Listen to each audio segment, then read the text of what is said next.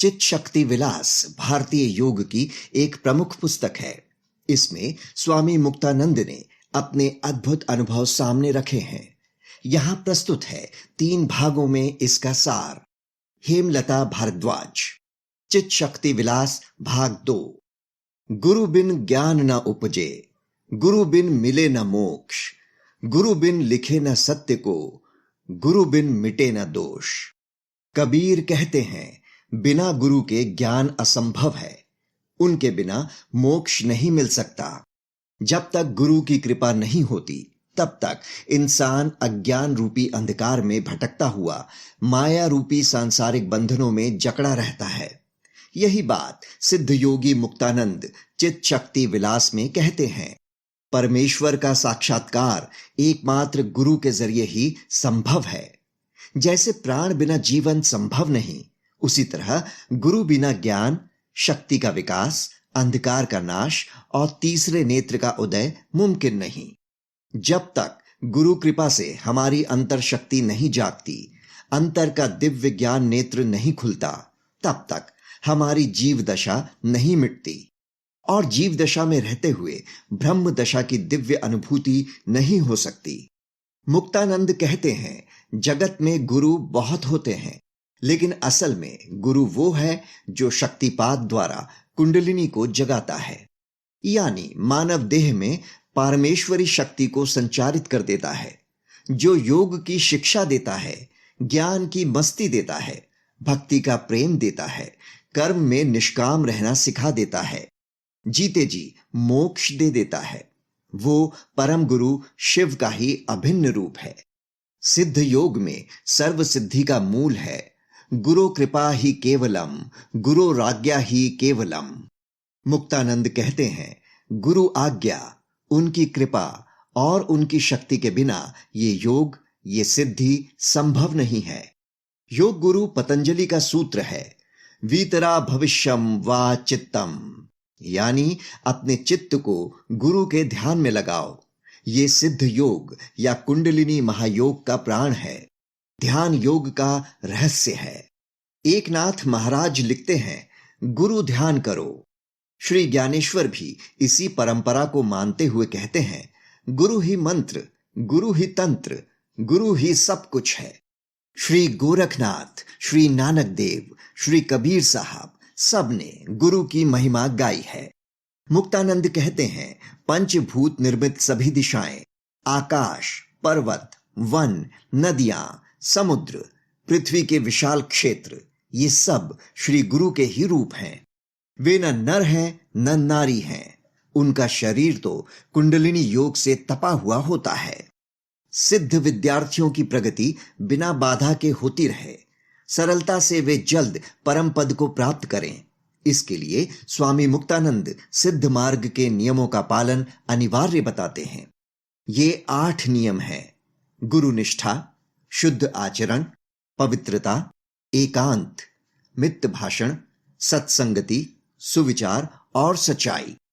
गुरु संगत। स्वामी मुक्तानंद कहते हैं, मेरी गुरु निष्ठा बड़ी पक्की थी। कहीं भी हो, गुरु की एक तस्वीर जरूर साथ रखता। वे आगे कहते हैं, श्री गुरु पूरी तरह तुम्हारे हैं, लेकिन तुम पूरी तरह उनके नहीं हुए हो। वे तुमसे भी दूर नहीं हैं, तुम ही उनसे दूर हो। इसी कारण अंतर के नित्य नवीन साक्षात्कार से तुम कुछ दूर हो जाते हो। आज्ञा पालन। साधक को योग साधना के दौरान कुछ आभास होने पर किसी अन्य को नहीं बताना चाहिए। मुक्तानंद कहते हैं, एक बार मैं नाद लोक में था। उस समय सुने भेरी नाद के आभास को मैंने अपने कुछ साथियों को बता दिया। ये बात स्वामी नित्यानंद तक भी पहुंच गई। इस पर उन्होंने कहा, क्या रे मूर्ख, ऐसा बताना रे। हाँ, ऐसा गूढ़ ज्ञान बताने से सिद्धि भ्रष्ट होगी। गुरु शरण। मुक्तानंद कहते हैं कि साधक ये बात ना भूलें कि अंतर्ज्ञान के मूलाधार में स्थित महाशक्ति कुंडलिनी गुरु प्रसाद से जब जाग जाती है, तब वो साधक को पूर्ण योगक्षेम करती है। साधक जितना इस कुंडलिनी और गुरु की शरण में रहता है, उतना ही गुरु उसकी रक्षा के लिए खड़े रहते हैं। ना हो चित्त भंग। गुरु बंधुओं से वैर, ईर्ष्या, ध्यान के समय में पढ़ने या पढ़ने के समय में आपस में कलह करके चित्त भंग करने से अंतर शक्ति धीरे धीरे कमजोर होने लगती है। खराब संगत से दूरी। खराब संगत प्राण घातक है। साधक इससे बचने का दृढ़ संकल्प लें। इससे दुराचारों का विकास होता है। ध्यान करने वाले सिद्ध विद्यार्थियों में गुरु की शक्ति 5 तरह से काम करती है। तंत्र सार में इसे ऐसे समझाया गया है। प्रकाश रूपता चित्त शक्ति ही, स्वातंत्रयम आनंद शक्ति ही, तत्चमत्कार इच्छा शक्ति ही, आमर्शात्मकता ज्ञान शक्ति ही, सर्वाकार योगित्वम क्रिया शक्ति ही। यानी ये चित्त शक्ति गुरुदेव से परम प्रकाश युक्त होकर और परम स्वतंत्र आनंद को लेकर तुम्हारे अंदर दाखिल होती है। एक ही परशिव की परम शक्ति, जिसको हम चित्त शक्ति कुंडलिनी कहते हैं, गुरु की अपनी आत्म शक्ति कहते हैं। इस रीति से चित्त, आनंद, इच्छा, ज्ञान और क्रिया के पंचविध रूप में तुम्हारे अंदर रहती है। मुक्तानंद कहते हैं, सिद्ध विद्यार्थियों, अपना मार्ग है सिद्ध मार्ग, पंथ है सिद्ध पंथ, लोक है सिद्ध लोक। हमारे प्यारे गुरुजन भी सिद्ध लोक के वासी हैं। हमारा मंत्र सिद्ध है, क्रम नियम भी सिद्ध है, अपना जीवन है सिद्धाश्रय। साधना सिद्धों की है, साध्य आत्म सिद्धि है, रहना सिद्धावस्था में और जाना है सिद्ध लोक। हमारे कार्य पूर्ण रूप से सिद्ध ही होते हैं। सिद्ध कृपा कभी असफल नहीं होती। सिद्ध कृपा अमोघ है।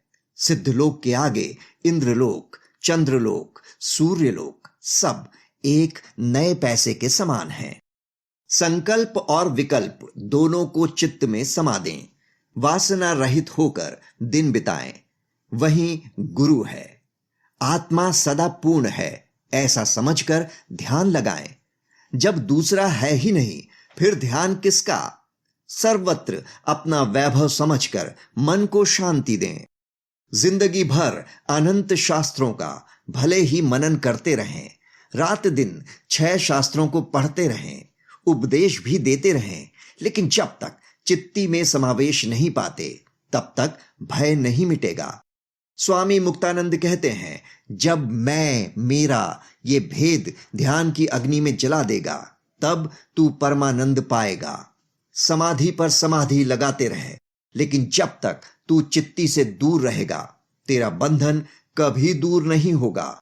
जब तू चित्ती में मिलकर चित्ती हो जाएगा, तब अक्षय नित्यानंद पाएगा।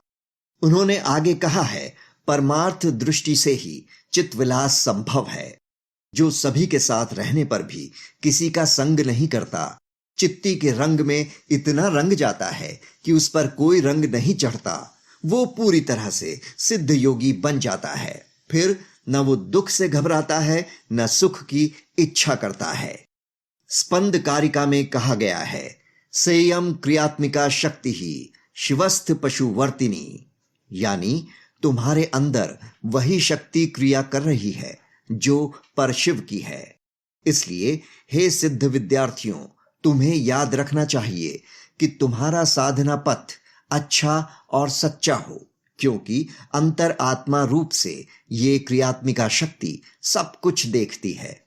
सिर्फ मान और प्रशंसा के लिए ध्यान नहीं होना चाहिए, वो दंभी बनाता है। उसे ही बगुला ध्यान कहा जाता है। ध्यान योगियों, बगुला ध्यान बैकुंठ नहीं पहुंचाएगा। ध्यान लगन लैला मजनू जैसी होनी चाहिए। मुक्तानंद कहते हैं कि संसार जिसका है, औरत बाल बच्चे जिसके हैं, कारखाने व्यापार उद्योग जिसके हैं, घर धन संपत्ति जिसके हैं, उसी के लिए योग, ध्यान और त्याग भी है। लेकिन त्याग किसे कहते हैं? त्याग के नाम पर अनंत त्यागी जन फकीर बनकर फिर रहे हैं। न जाने कितने प्रकार के संप्रदाय त्याग के नाम, त्याग के मंत्र, त्याग के चिन्हों के आश्रय में अपना अस्तित्व टिका रहे हैं, फिर भी वहां शांति की प्राप्ति नहीं है। शांति के लिए त्याग सचमुच अनिवार्य है, लेकिन वो न्यायोचित होना चाहिए। रामनाथ की टोपी कृष्णनाथ ने त्याग दी और फिर कहे कि त्याग के बाद भी इच्छित फल क्यों नहीं मिला। ये तो वही हुआ कि देवी को मेंढ की मुंडी चढ़ाकर अपने लिए कोई फल की कामना करने लग जाए। प्रेम को भक्ति भी कहते हैं। प्रेम परमात्मा का स्वरूप है, जिसे शास्त्रों में सच्चिदानंद कहा गया है। गोकुल की गोपियों ने प्रेम से ही परमात्मा को प्राप्त किया था। प्रेम में यदि कोई चाह है तो वो अदला बदली का व्यापार है। प्रेम में कोई चाह नहीं होती, अपना पराया नहीं होता, उसमें स्वार्थ नहीं होता। प्रेम केवल प्रेम होता है। श्री गुरु वही प्रेम है। सद्गुरु से केवल प्रेम करो, उनसे मोक्ष तक की मांग ना करो। अपने तुच्छ शरीर को त्यागो नहीं, उसे प्रेम करो, क्योंकि उससे ही तुम परमात्मा तक जा सकते हो। जो अनुभव ध्यान में होता है, जब वही व्यवहार में होने लगता है, उसे ही सहज अवस्था कहते हैं। सहज अवस्था प्राप्त कर लेने वाला संसार में रहते हुए भी महायोगी कहलाता है। ये आलेख स्वामी मुक्तानंद की आत्मकथा चित शक्ति विलास पर आधारित है।